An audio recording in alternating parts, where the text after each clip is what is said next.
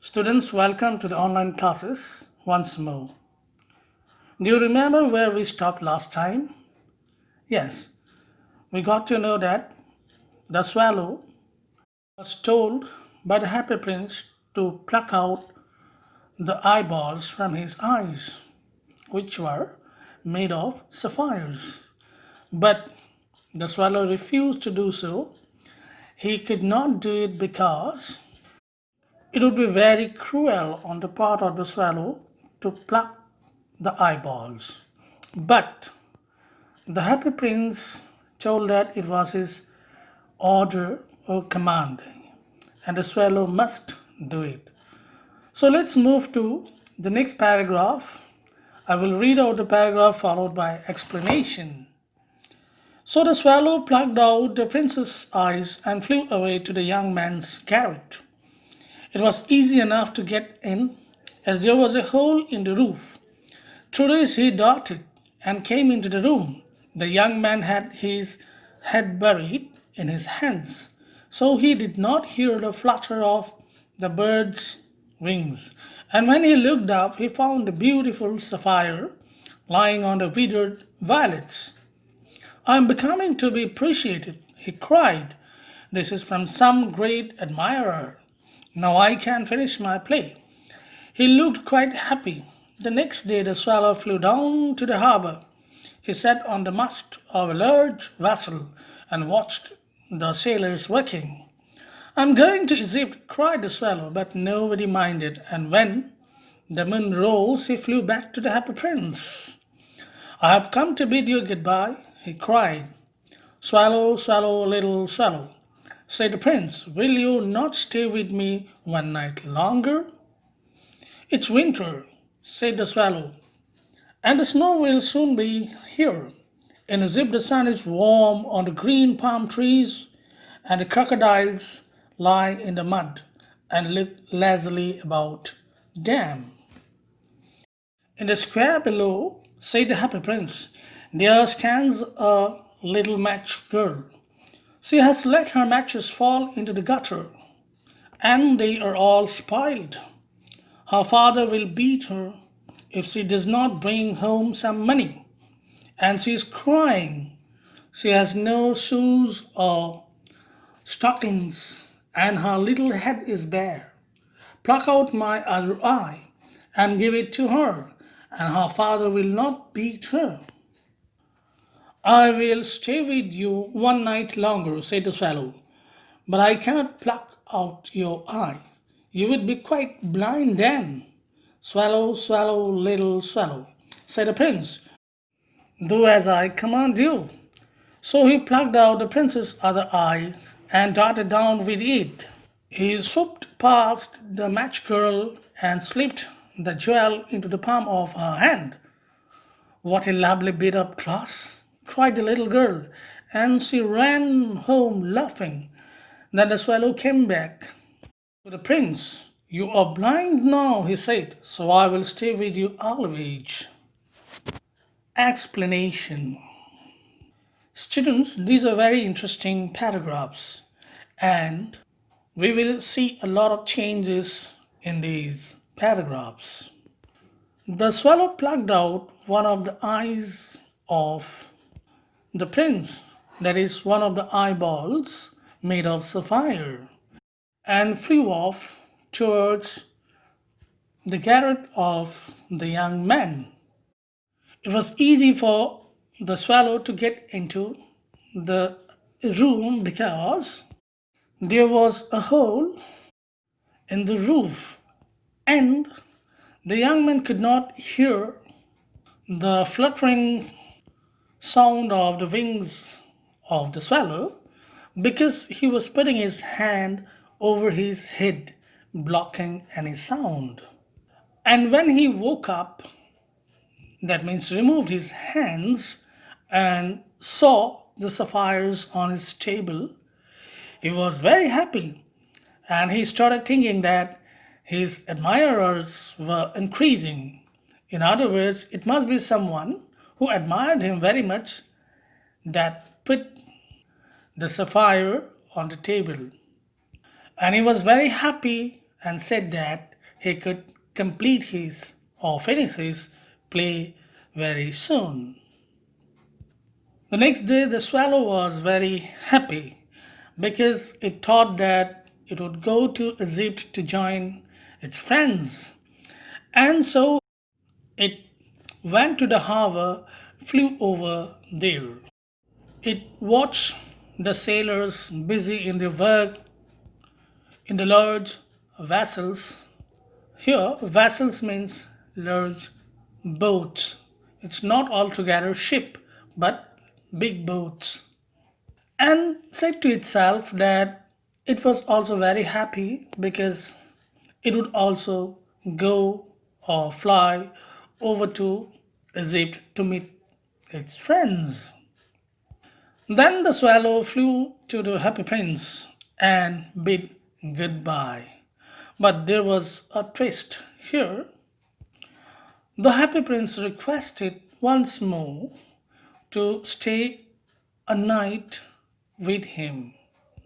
The swallow could not refuse but put a reason for not being able to do so, saying that it was winter and it was cold outside. If the snow would fall, she won't be able to go to Egypt anymore, where everything would be so beautiful, warm, sun would be there, trees would be there, and the crocodiles would be out to have sunbath. But the happy prince did not stop there. It told the story of a little girl who used to sell matches. That means matchsticks.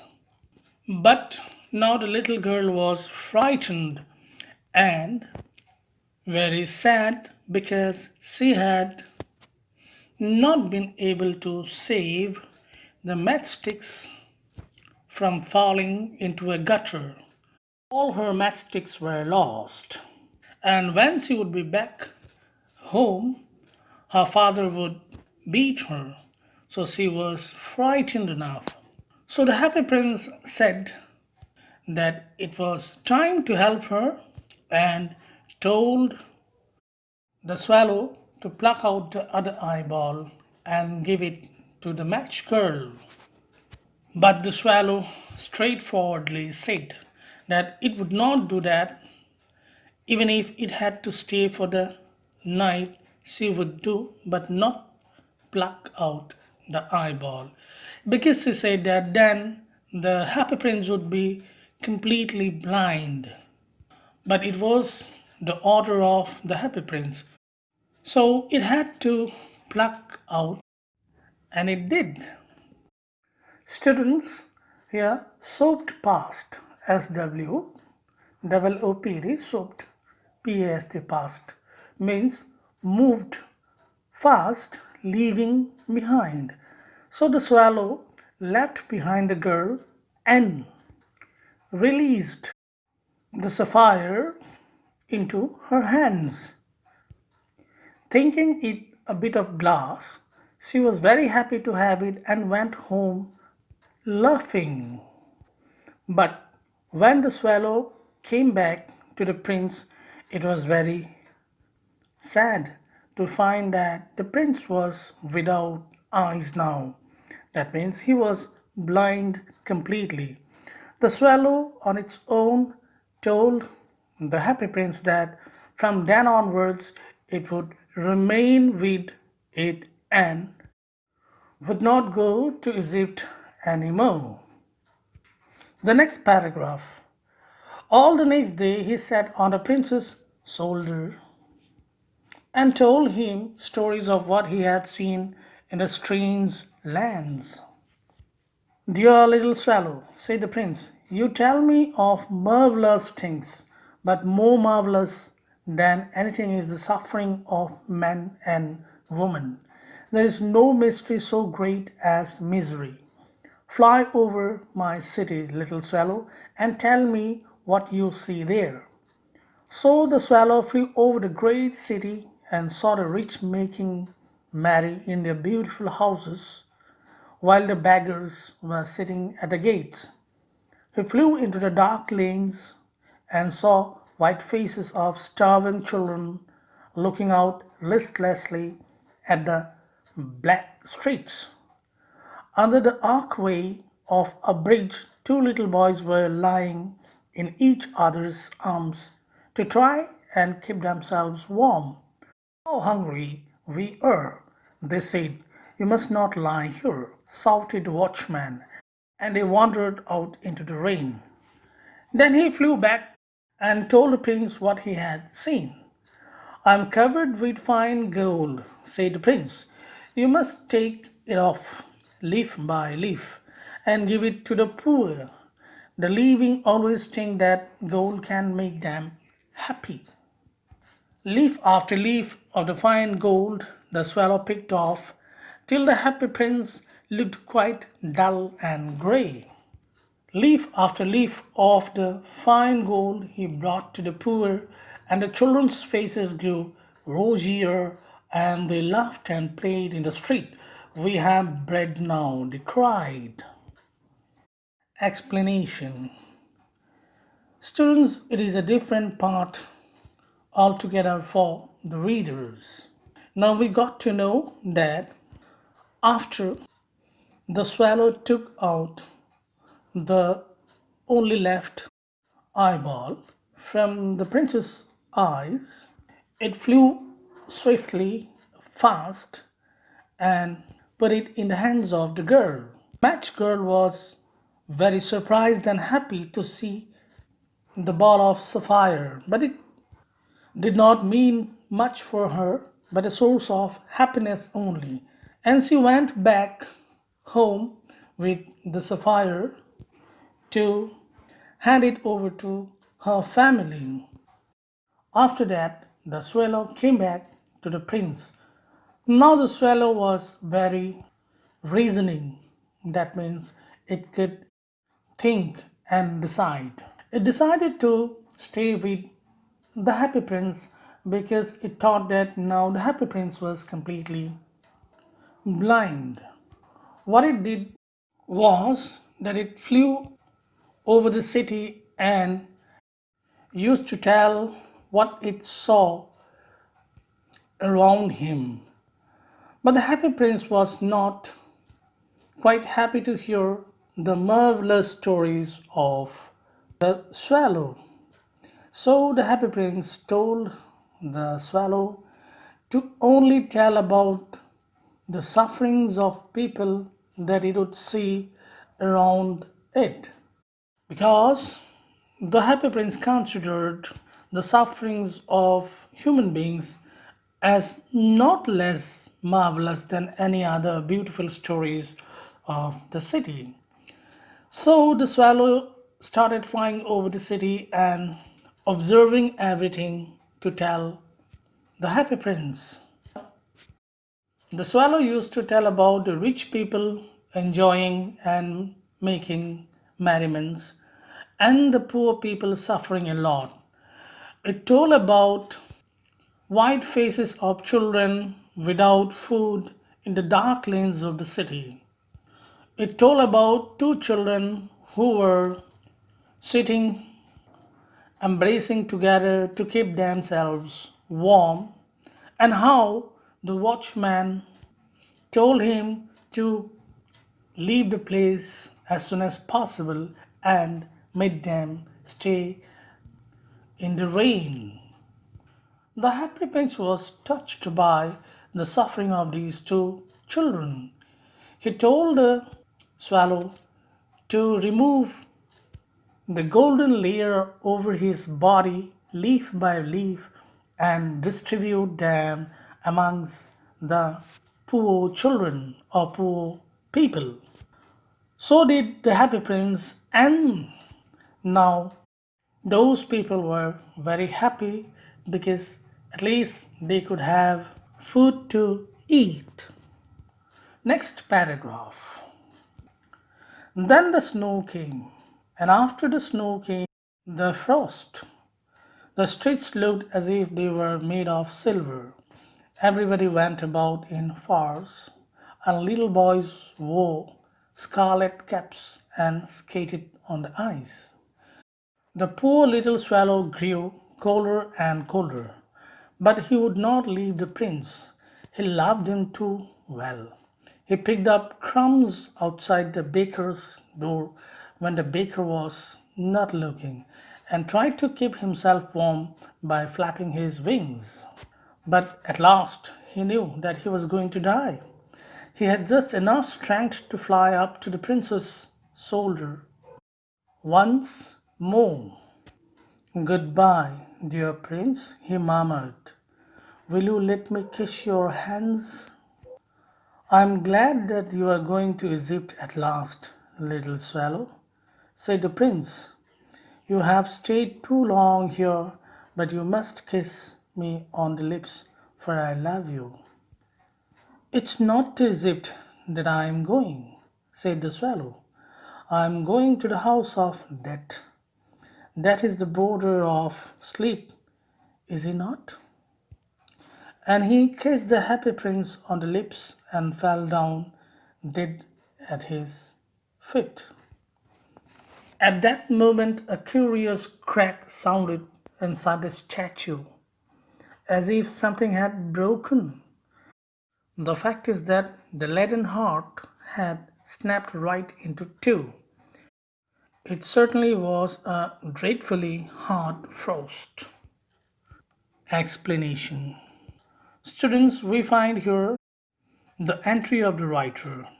The writer says that the hot days were gone and the very cold days started coming, and then frost. The scenario was very good to look.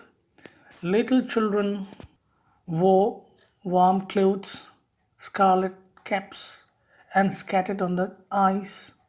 Everybody were in far, but the condition of the swallow was alarming. It was feeling cold outside and it was becoming weaker and weaker day after day. It knew that it was going to die. It could only feed on some left out crumbs of bread and somehow manage to live on that. But when it was time to die, it gathered all its strength to fly to the ear of the happy prince. It flew onto the shoulder of the happy prince and said goodbye. The happy prince could not understand and replied that it was really to say goodbye to the swallow because it had been staying there for a long time and now it must go to Egypt to meet its friends. But the swallow said that it was not to Egypt but to the house of death. In other words, he said that it was his last time with the prince and after that it would die, and requested the happy prince to allow it to kiss on his hands. And it kissed the hands of the happy prince. But the happy prince told that he loved the swallow very much, so it should come up and kiss on the lips. And the swallow did it. After that, the swallow fell onto the ground dead. There was a sound of crack inside the body of the happy prince, and it was nothing but the sound of the cracking of the heart of the happy prince. The heart of the happy prince was made of lead. And students, lead is a very hard metal. And then also it broke into two pieces, hearing the death of the swallow.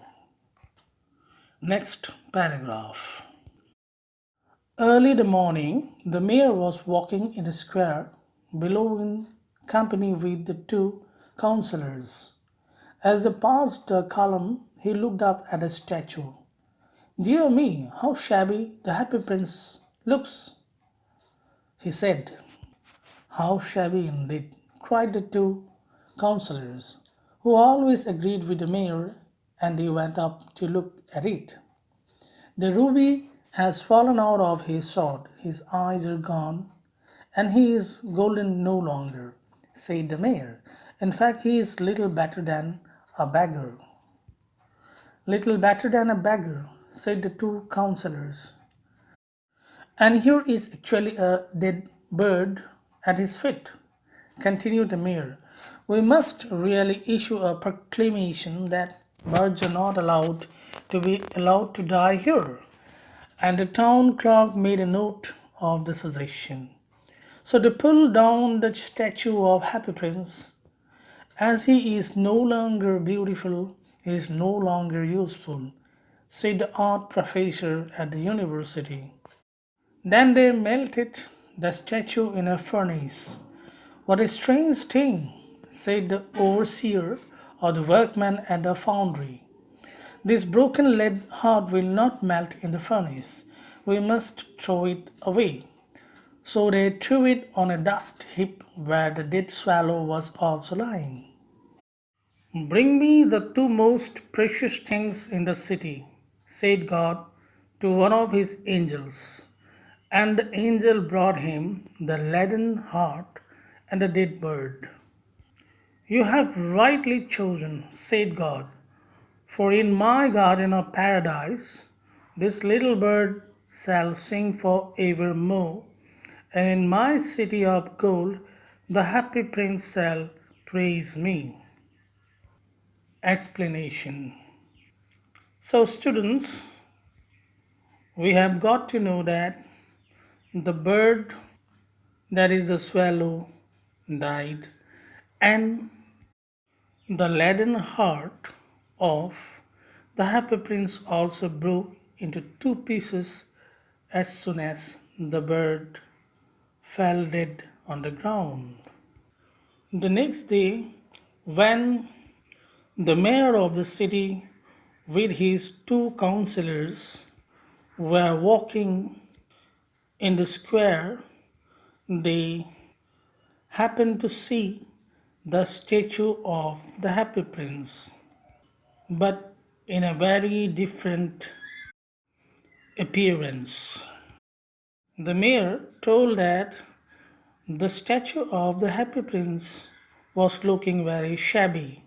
Students, shabby means without clothes, or if even in clothes, very tattered clothes, that is, torn out clothes. When they examined the statue, they found that the sapphire and the piece of ruby were missing from the statue, and the mayor remarked that it looked no better than a beggar. And to this, the councillors also agreed, and they discovered the dead swallow also there, lying at the feet of the happy prince. Then the mayor said that they would make a proclamation, that is, they would declare that no birds could die in that area. And the clerk also circulated such a proclamation. After that, they decided to pull down the statue of the Happy Prince, and they did it. The professor at the university also recommended the pulling down of the statue because now it was not a statue of beauty. So they decided to melt the statue in the furnace. But a surprising thing happened there. The heart of the statue could not be melted because it was made of lead. And they threw the dead body of the swallow into dust.